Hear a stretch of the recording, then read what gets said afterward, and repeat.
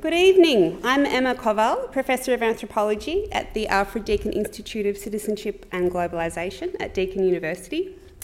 I'd like to begin by respectfully acknowledging that we are meeting today on the traditional land of the Kulin Nation. I pay my respects to their elders, past and present, and elders from other communities who may be here today. Welcome to this exciting event that has brought so many of us together who are interested in the possibilities for a different Indigenous politics at this crucial time in Indigenous state relations in this country and internationally.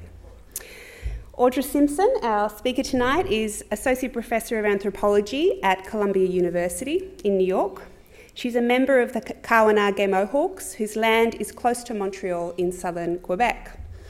Her work is at the intersection of cultural anthropology, political theory, and Native American and Indigenous studies. She's published widely in academic journals and is perhaps most well known for two books published in 2014.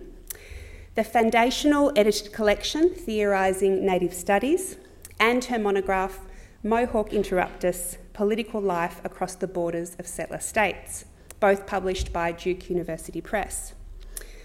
Her book, Mohawk Interruptus, does many things, but it's principally read as a devastating critique of the ways settler states recognise Indigenous nations and offer them limited rights that ultimately reinforce their own oppression and dispossession. She explores the alternative strategy of refusal, one adopted by her own tribe who refuse to acknowledge Canadian state structures. Her book has won many awards, including the American Studies Association 2015 Laura Romero First Book Award and the 2015 First Book in Native American and Indigenous Studies Prize. I can't do better to describe the gravity of this book than to quote James Tully, author of the hugely influential Strange Multiplicity. He says, "This brilliant ethnographic and political study of how the Mohawks of Kahnawake live and enact their sovereign nationhood and refuse incorporation is a masterpiece. It challenges and transforms the way Indigenous politics is studied in anthropology and political science and deserves the widest possible readership." The Alfred Deakin Institute and the Wheeler Centre are tremendously proud to bring you Professor Simpson's lecture tonight entitled Reconciliation and Its Discontents. Following the lecture, I will moderate a conversation with Audra, followed by time for your questions. So please take a note of what you want to ask as we go along, and I'll let you know when to approach the roving or indicate for the roving mics. So please join me now in welcoming Audra.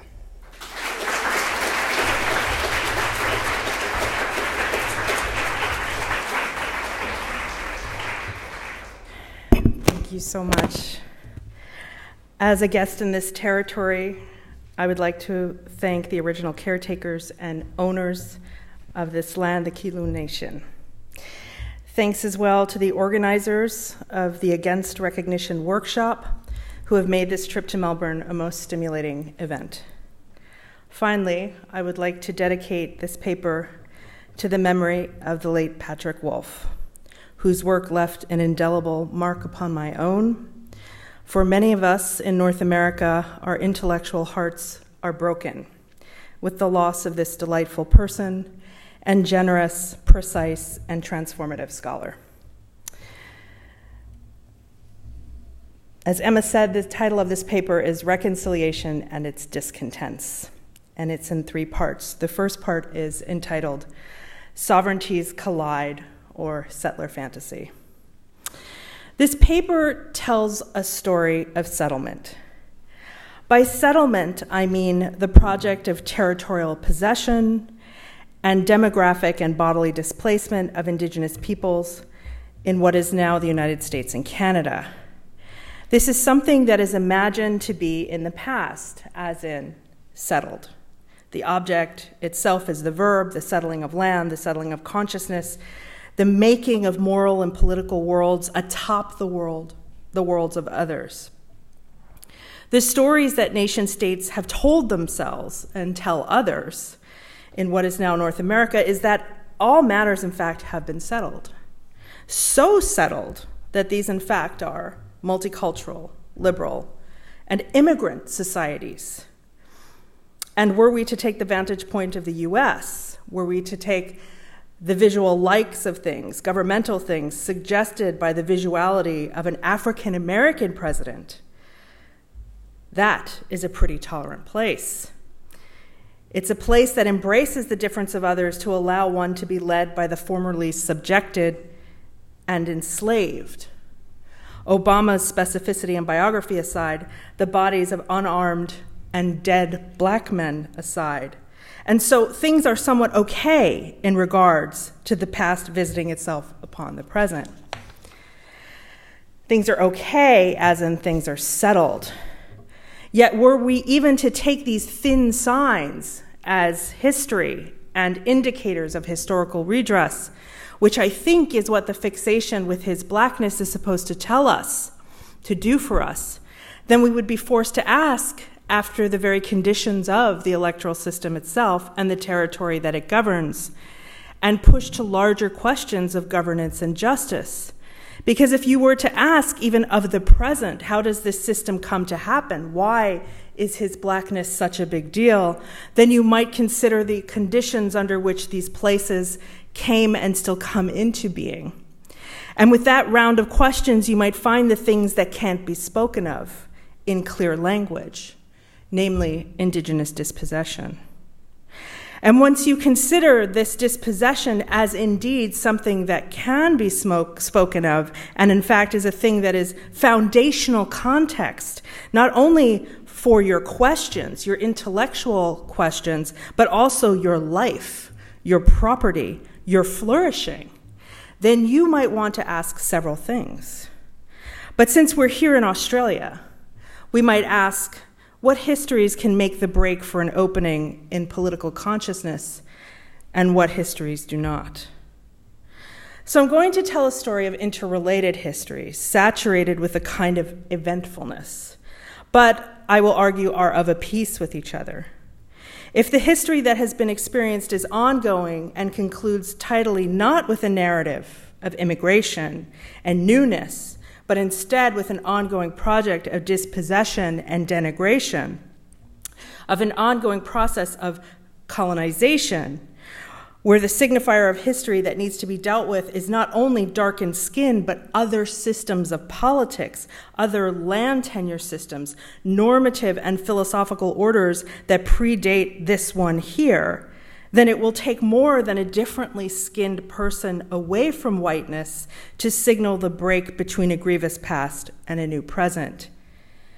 I start this analysis with Obama's skin and what it is taken to signal to multiple publics because it is a presumed break with a grievous past, one that will not be enjoyed by Indigenous peoples, because their present collapses the past, calls up the past as they contort still to make way for everyone's present. The difference of Indigenous peoples is not only their skin per se, although that can matter quite a bit, but their political lives as sovereigns away from settlement, from whiteness and foreign occupation. So the story that I'm telling then is of multiple sovereignties, not only races. And this, I think, is something that is not assimilatable to nation states whose ongoing lives are predicated upon the elimination not only of Indigenous bodies, but their political orders, their governmental systems, and their title to land. And this is ongoing. This endurance is what the late comparative historian Patrick Wolfe called a structure, not an event. Yet Indigenous sovereignty wrestles with the ongoing techniques of elimination as it remains intact in their consciousness, their lives, their practices. So my question then is how governance occurs in such a tight spot, in a geopolitical context where sovereignties necessarily must collide, in spaces of simultaneous and active disavowal of the life of that sovereignty, in a context in which we are now being asked, or in the case of Canada, told to reconcile with this difficult past. They call it a difficult past. And in doing so, to start anew. This is less so in the US, of course. The settlement project is clearer in Canada, where some histories are simply impossible to deny and yet are selected for, where political consciousness necessarily knows scant but very specified forms of a colonial past. I'm arguing that this question of governance is in fact a question, and finding justice in the present finds its answer in an affective and simultaneously extractive mode. Here we have land plundered still for what it yields, oil, and Indigenous people simultaneously plundered or extracted from for what they yield, their experiences rendered as stories of suffering. Stories that, like oil, fuel governance. I will say more of this later, but this sort of politics, the affective and the extractive sort of politics, is executed through the technique of an inherently limited and limiting formulation, the form of a contract. Contract theory, contractual thinking, aids in this process as the contract then repairs and presumably cancels out the possibility of all further claims to harm. The cost of justice, however, is pain, and its value is set within a market of sympathy, one that is inherently limited by the structural and thence distributive model of a market and a juridical frame for commensurating fundamentally different polities. In this context, affect, emotion, the performance of emotion becomes key, and the language of transitional justice and so-called reconciliation move to work the specified wound, to take up and select the experiences that matter in exercises of absolution, so that indeed, I will show, the show can go on, so that there will be a better past, one that indeed is acknowledged to be awful, but is atomized, is reduced, is managed, is acknowledged, and then presumably can be moved on from. Now, key to this, of course, are emotions. And the feeling of sympathy is a mode of emoting that is predicated upon an identification that is based, Hume argues, in a sense of a fundamental sameness of shared bodily form, and thus shared, as he says, parallel passions. This bodily form and passions is presumed, but is also read perspectively upon those bodies and the resemblances and non-resemblances that are registered accordingly. In this process, an imagined pain may be read somatically on another, as it would be felt for oneself. Humesian ethics, the moral ethics of sympathetic passions, may guide an understanding of contemporary liberal, and in the context of the US and Canada, settler politics today, as this is how they operate. State-induced injury has been constructed as legal and social and political cause for concern, and passions part of the remedy. Now, before moving further into the meat of this, I will say here that Indigenous subjects have been explicitly for the settler one's better self or one's worse self, and this identification may be generative, and I wish to argue may, of course, operate as another field of force. However, the question I want to pose and to provide critical nourishment for elaborates an old one, and it's one that animates Canadian politics today and forms an unspeakable, I would say unspeakable, an underlying grid in American democratic politics further. And that is, what is the possibility of justice or political transformation when the idiom for meting out that justice must take the form of injury? And here I want to be very specific. The idiom for meting out justice is not treaty, is not obligation. It's not the paradigm of international relations. It's not other sovereignties, but actual injury. And more specifically, how are these wounds to be known? How do politics then take that form of claims, and how then may justice be met out with disbursement? What are the political possibilities afforded within such a framework? The framework seeks to harmonize and balance a fundamental disjuncture.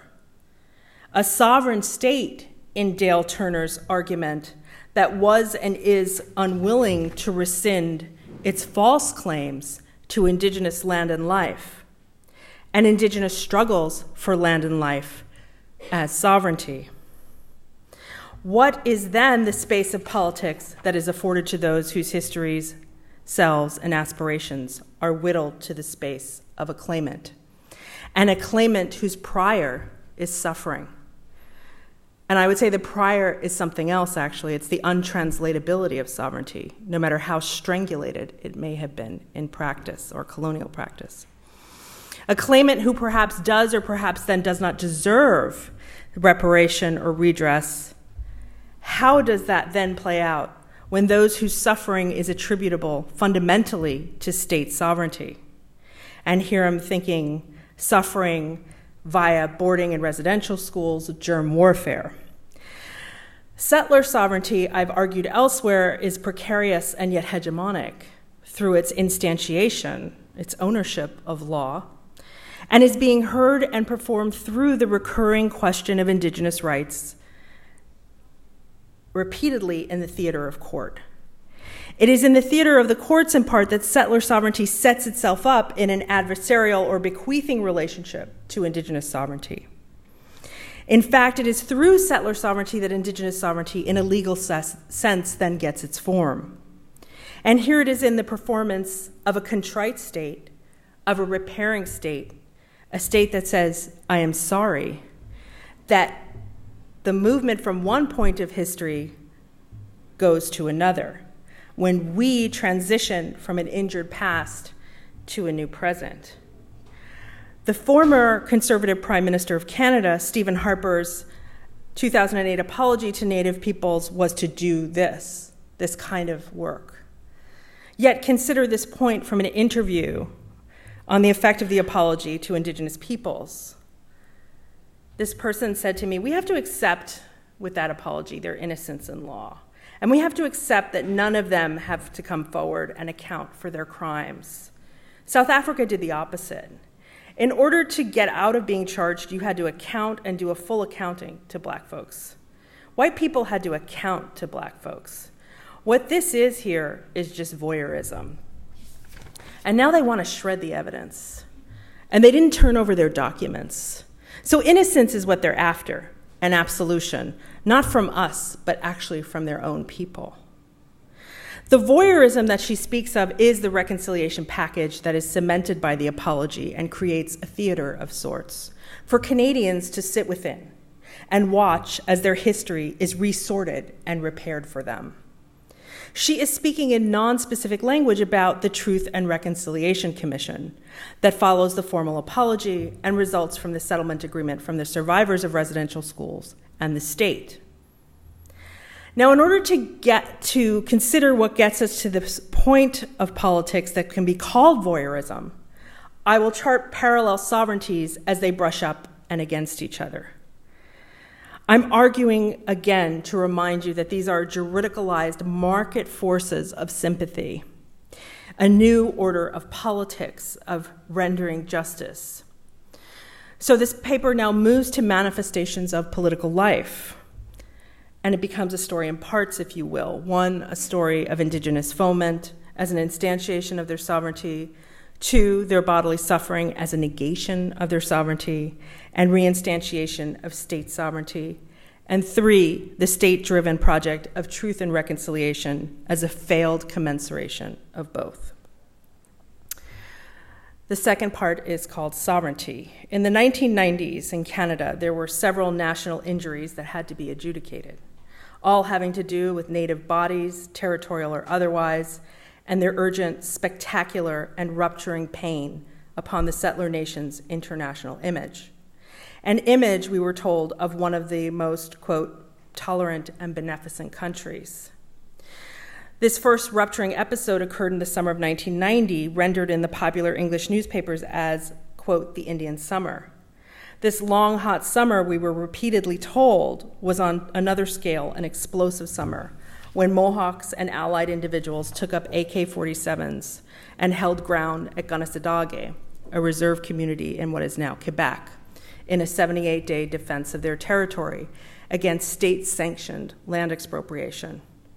This was a land expropriation that was to annex a Mohawk burial ground and sacred pine trees in order to extend a 9-hole golf course by 9 more holes and construct luxury condominiums in place of or on top of the dead and in the horrified space of the living. So Mohawks took up AK-47s. Why did they do this? They did what they did in part because of their own constitutional framework, the Gairnadagoa, or Great Law of Peace, which decrees that they have to defend their land from encroachment, but also because of the vulnerable and contested nature of title to their land.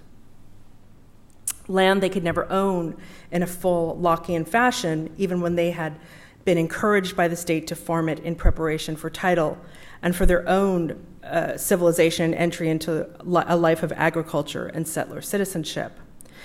Because of this, their bodies and the land that contained them was vulnerable beyond the notion of subsurface rights, beyond the Aboriginal so-called right to use.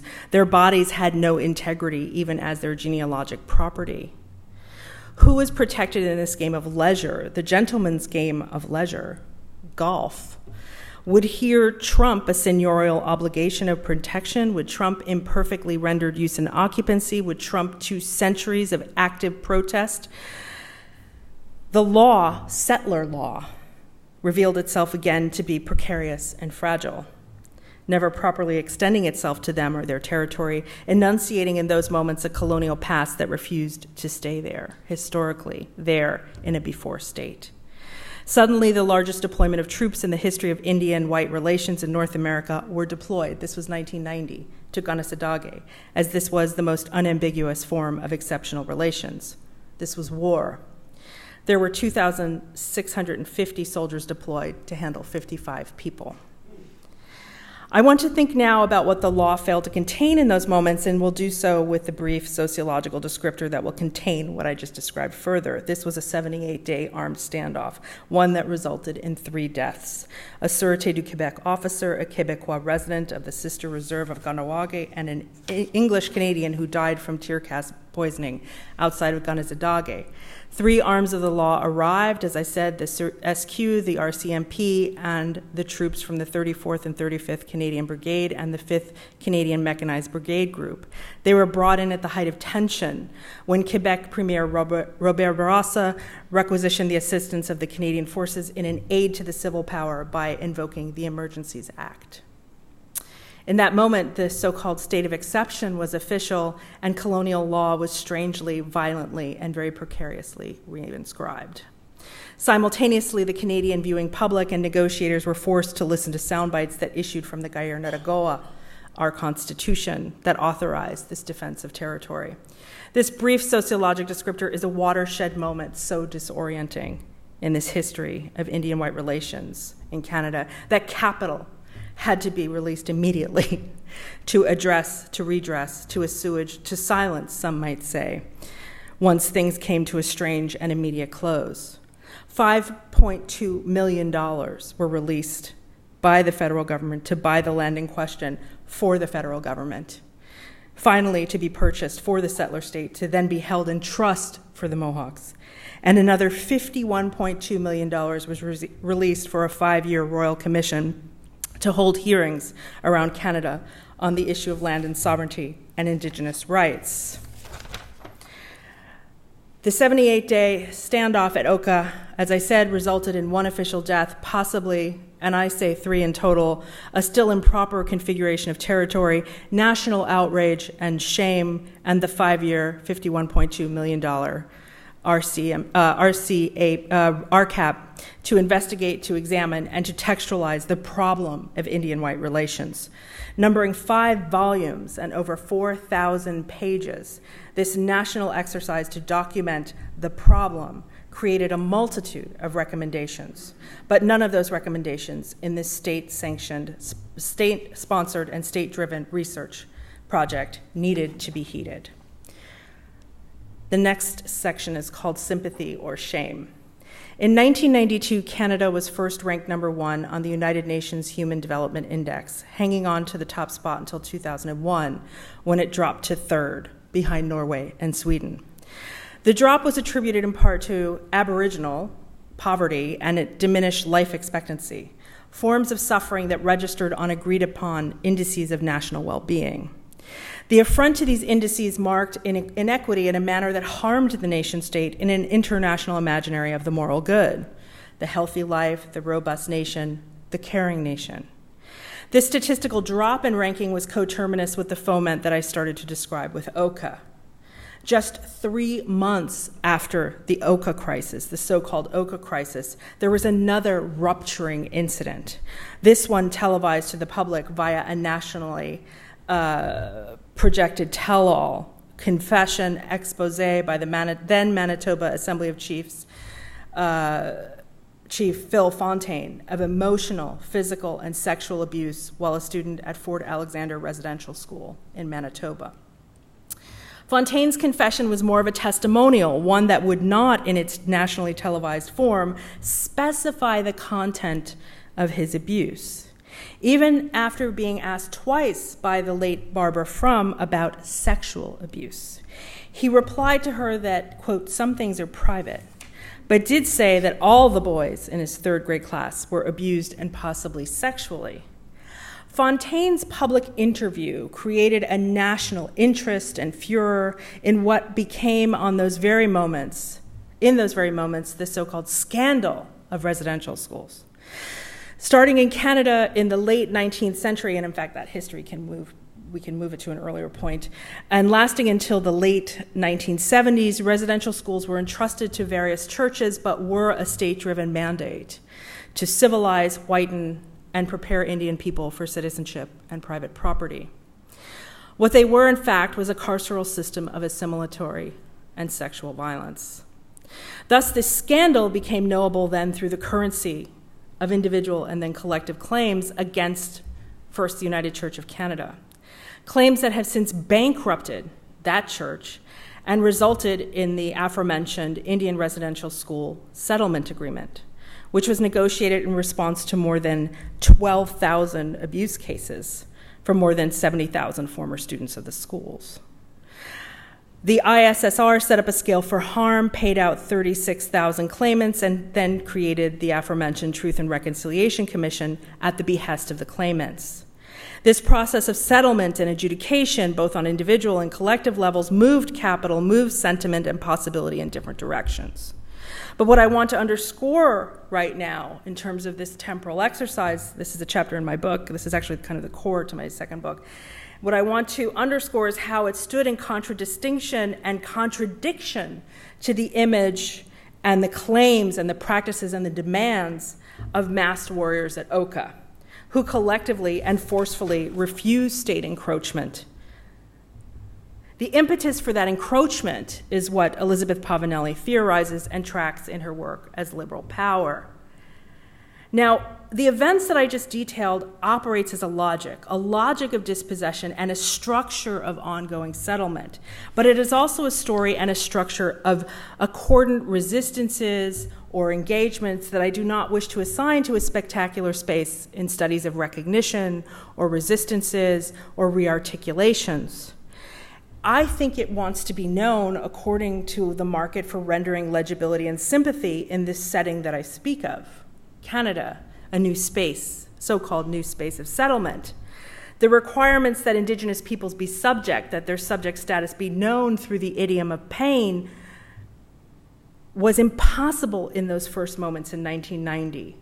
As Mohawks with AK-47s do not speak of pain, they speak of the potential to unleash pain. The language of sovereignty demands to be spoken with And as Mohawks spoke of their land, their governing system, their political and theoretical framework for asserting that system, their philosophical basis for refusing encroachment. Sovereignty then was made material, made corporeal by the men and the women who stood up in active defiance of the extension of a golf course into the bodies of their dead, their ancestors, and the pine trees that similarly embody to Haudenosaunee or Iroquois people a mode of governance that instructs that they respect, honor, and protect land and water. All of this an impossibility within a normative political order that struggles with its own shaky, precarious sovereignty. And we know this from Quebec's fitful partnership with Confederation and the project to realign itself with its own then precarious beginnings. This is what Oka occasioned: force, perhaps deceit, and the suspension of law. The last section is failed commensuration. So how to commensurate these geopolitical and biopolitical imperatives with ongoing pain? With a sudden concern and apparent shock over the scandal of residential schools, how to commensurate then with the pain of abuse, rape, or institutionalized pedophilia? I borrow the term institutionalized pedophilia from the written decision of Supreme Court Justice Douglas Hogarth in his 1995 sentencing of the especially egregious Fort Alberni Residential School pedophile residence hall director Arthur Plint. Plint sexually abused 30 Native boys at the Port Alberni Residential School while he was dormitory supervisor from 1948 to 1968.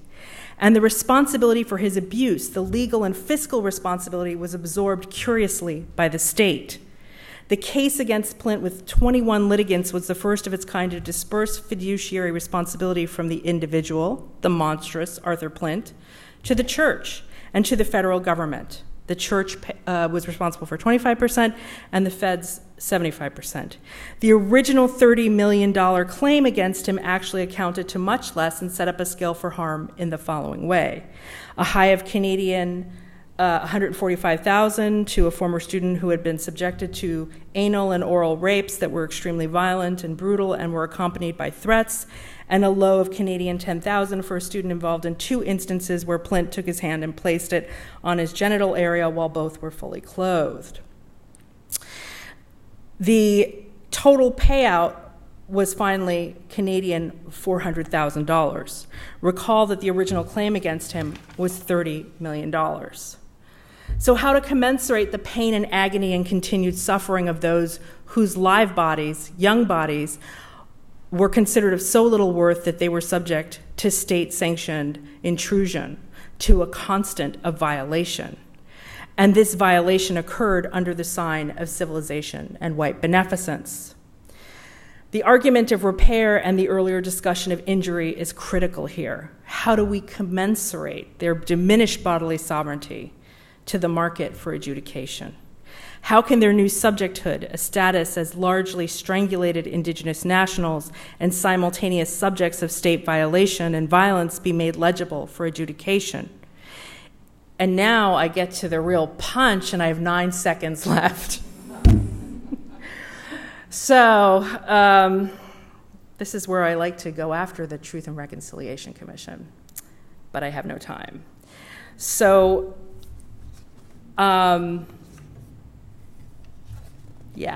so it's the end of my paper. I want to refuse that, actually, and go through the rest of the paper. But in short, I think that this is governance, as I said, this is governance through affect. This is, my colleague Elizabeth Pavanelli has called recognition itself a cunning exercise in governance. I think this is extraction in another mode. And now what they are taking from us, as I said in the beginning of my paper, is our stories of suffering that they are responsible for and that make them feel better. So what I argue at the end of the day is that TRC is in fact a mode of governance. It's itself a technique of governance, and it is done for them and not for us. And I have, in the last section of the paper, really beautiful quotes from people who are critical of the reconciliation process and just nail it. So you'll have to wait for the book. Thanks.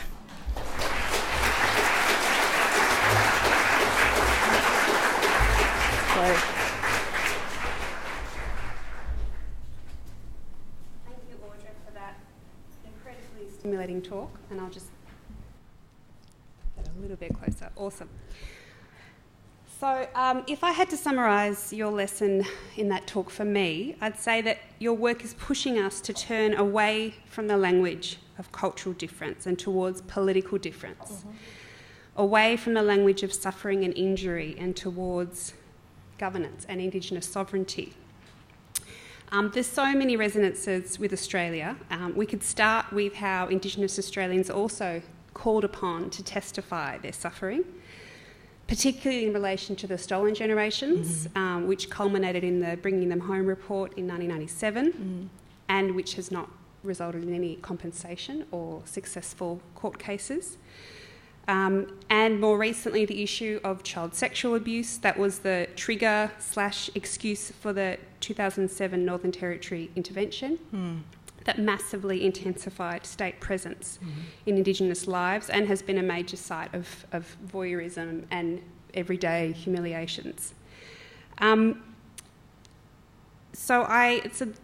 It's where this idea of settler precarity opens up, that you get the breakdown of this this move towards suffering and recognising suffering Indigenous bodies to something else, to another kind of politics, like we saw in the Ochre crisis. And that's obviously a very dramatic kind of refusal. And I wanted you to talk a bit more about the more everyday refusals among the Kawanage that you live with among and have studied.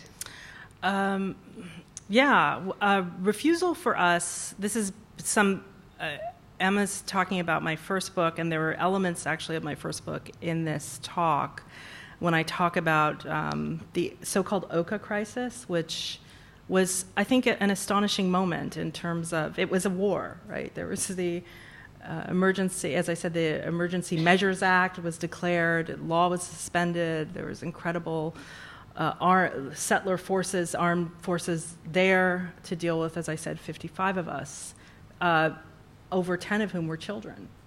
So that is a meta or very easy to identify form of refusal, and some have called it just a classic case of resistance.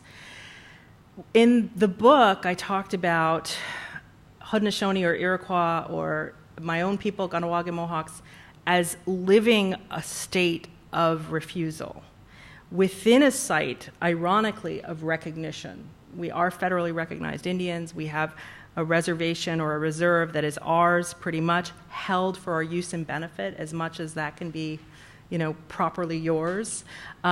We consider it ours, and we live in a state of active refusal, even of this recognition. So for example, one of my earliest memories as a teenager was my cousin had to go to the hospital. We were in the clinic, and there was a man from Kahnawake who was possibly having a heart attack, and the doctor said, "Okay, we just need your Medicare card." And he said, "I don't have one." And the doctor said, "You don't have a Medicare card?" And he said, "No." And he said, "Why?" And he said, "Because I am Mohawk." And this made perfect sense to me. And I didn't realize, and my cousin but it took me years he stood there having a heart attack, educating this guy on who we are. And he said, I'm not going to carry a foreign government's Medicare card. I'm not going to, he didn't say recognize, but I'm not of them. So why would I do this? And this seemed like, perfectly normal to me. But the doctor was kind of astonished. He said, "Sir, you might be having a heart attack." And he said, "Well, I'm just going to keep going." He said, "You should admit me, because it's a decent thing to do. If you're not going to admit me, later for," he didn't say later for you, that's very vernacular, and then he just walked out with his palpitations. So that's an example of, every day I'm sitting there waiting for, my cousin's waiting to see a doctor, and then I see this and hear this and look out, and there he is doing his thing. And this is part of, of a grammar of refusing the kind of machinations, the recognition packages of the state, a settler state, with a heightened awareness of what is going on, with a heightened awareness of this is what we have left. They've been trying to get rid of us. Because of that, we are not going to play their games. So that was the way I saw Refusal working in multiple ways. So there are other examples as well. There are more meta examples. And then the Oka crisis would be one of the most visceral instantiations of this. Now that does not mean, and it gets, like I said, called resistance, but I think it's part of a longer political process of adapting and adjusting and pushing on settlement at the level of consciousness and at the level of practice. So, and I think it has a deeply important internal affective response for us. So we know, it's like we know who we are. You can't tell us otherwise. And we're surrounded by white people who pretty much, a lot of them hate us. So, so it's a pretty cozy attitude to have. One must be sure of themselves. And Refusal, if anything, will give you that. So that's it in a nutshell. And it informs this analysis as well, because I think reconciliation is a seduction package, right? I think it's like this promissory note of but it's imprecise, but it's this affective promissory note of things will be better. We're dealing with your pain. We're dealing with your suffering. Meanwhile, they're not talking about the actual dispossession, the Indian Act of 1876, the gendered violence that's going on, the inherent, I think, criminality of settler states. None of that is on the table.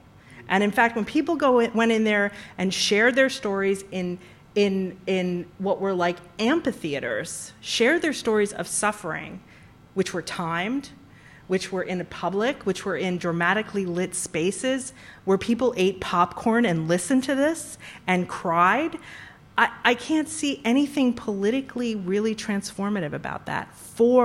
And that's where I have to watch myself as an analyst, because it actually kind of disgusts me that that's considered healing, when to me it's spectator politics, right? And it's doing the work of making it seem like everything's okay or going to be okay, or that people care in that moment, when in fact they're eating popcorn and like you would at a circus event, and then they leave, and maybe they're affected and maybe they're transformed, but I mean, this requires a deeper kind of collective self-reckoning than can be afforded in this kind of project.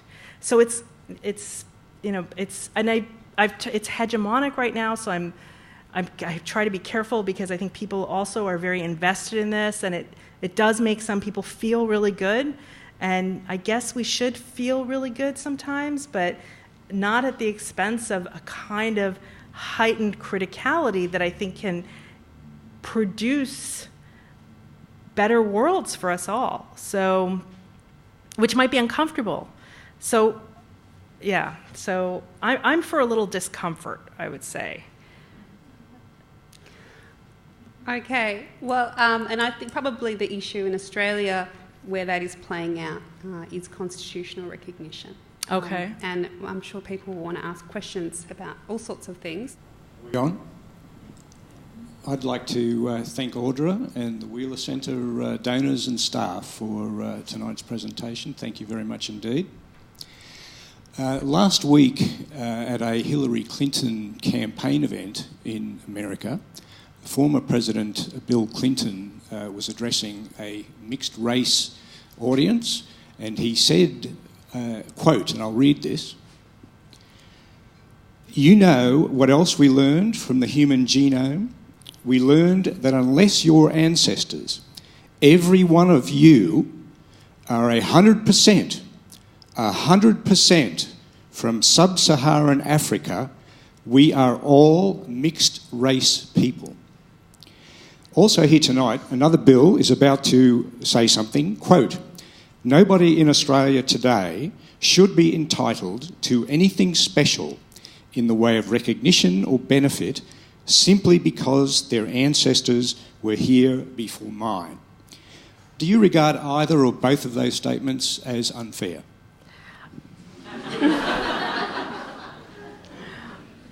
I regard them as slightly ridiculous.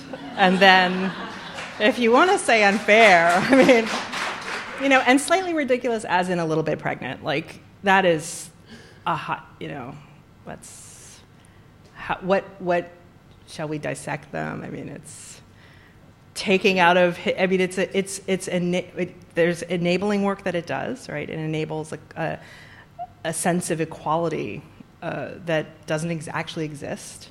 It evacuates people from their histories, and it sets up, I think, a claiming project for everyone to be of place equally, right? And it undoes all of the very, very, very hard work that people have done to educate others on Indigenous stewardship of land, of animals, relationship to animals, treaties with animals. Ojibwe's talk about treaties with animals. So it is, I think it's a little bit ridiculous. You're welcome. Thank you. Thank you. I appreciate your research.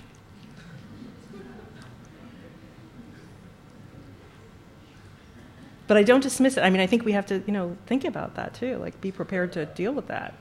You're going to come at us with this genome stuff. Sick Kim Tallbear on them. Yep, go ahead. Hey, Audra. Thank you for everything today. My question is, so my name is Hope, and I'm South African. And I wonder more about, like, your TRC statements. And I've always thought where, as an Indigenous person, as a black person from South Africa, where we've been lucky is that we are the majority, unlike Canada or here in Australia for Aboriginal people. So that's one thing that's kind of been the difference. And so in terms of, I guess, two-pronged question, in terms of the Truth and Reconciliation Commission, some cultures do believe in sort of like yarning circles and talking circles and that sort of thing. And I know, I understand what you're saying and the way that it's been done, but don't you, in terms of a sense of healing that can be achieved from those kinds of things, and what do you think of the TRC, I guess in the South African context, even though it's got its own problems?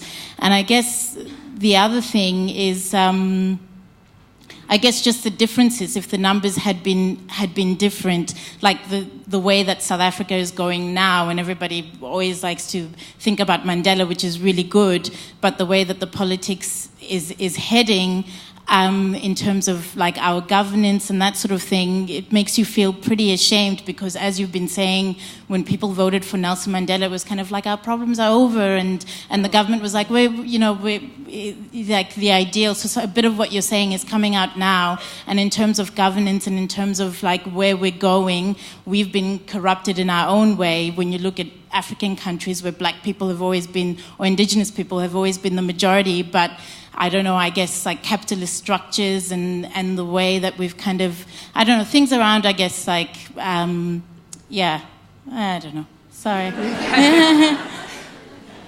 I hope it made sense. I think I'm with you. In terms of the statistical question, I'm working through some of this stuff in this new piece that I have, We Are All Red Men,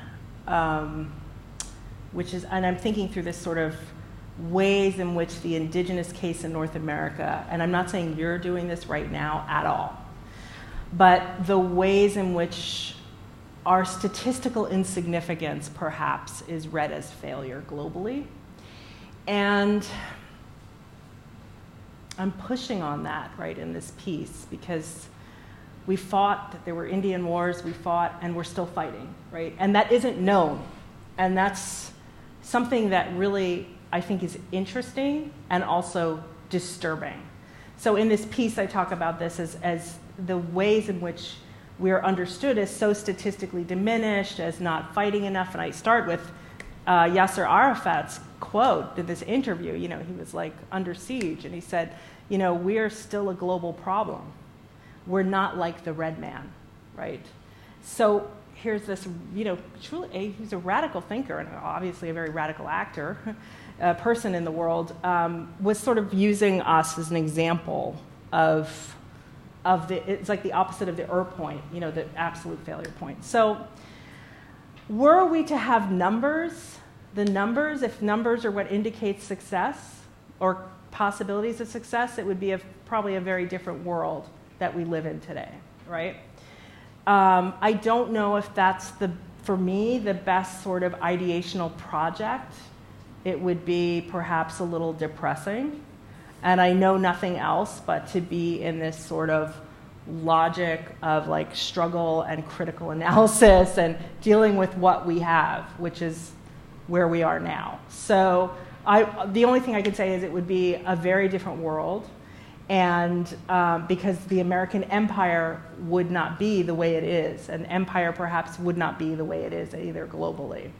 Now, on the second points you're making about TRC in South Africa, I don't know enough about that case to comment with intelligence, but I can say that one crucial distinction is that the names of perpetrators in Canada are protected.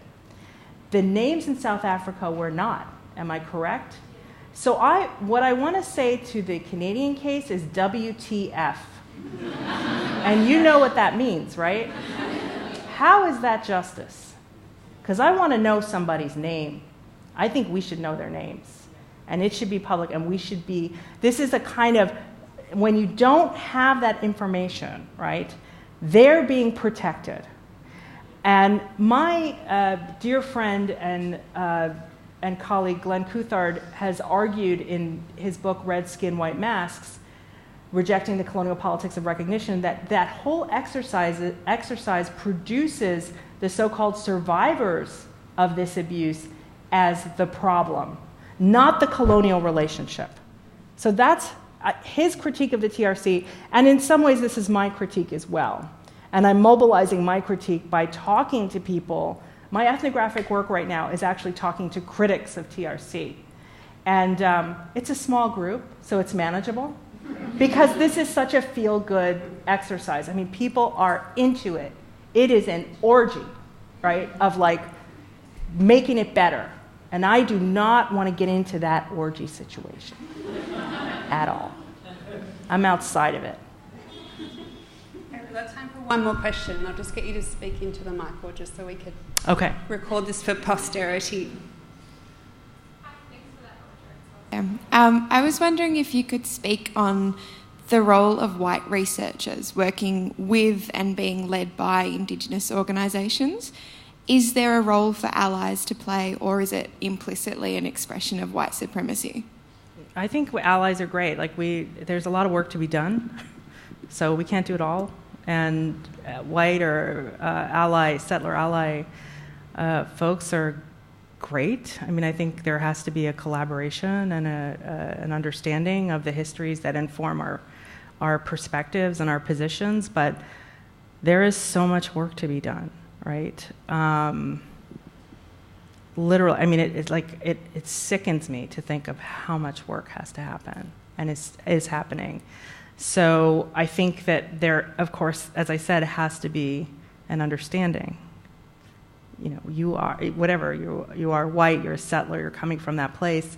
We're of this, of this land. There should be an understanding of that difference and a commitment together, of course, to work against white supremacy and dispossession. I think it's crucial in North America. We really need to talk more, and we're starting to, and organize more with people of color, what gets called people of color. We are similarly but differently subjected. And part of, I think, transformative politics there has to be an understanding of the relatedness of dispossession, enslavement, what we see now, femicide in Canada, it's Indigenous femicide in Canada, these relationships, the relatedness of it, it's the triangulation of it all. It can be quite intimate, and yet they're imagined as separate. So, yeah, there's a place for everyone in, I think, fighting the war on stupidity.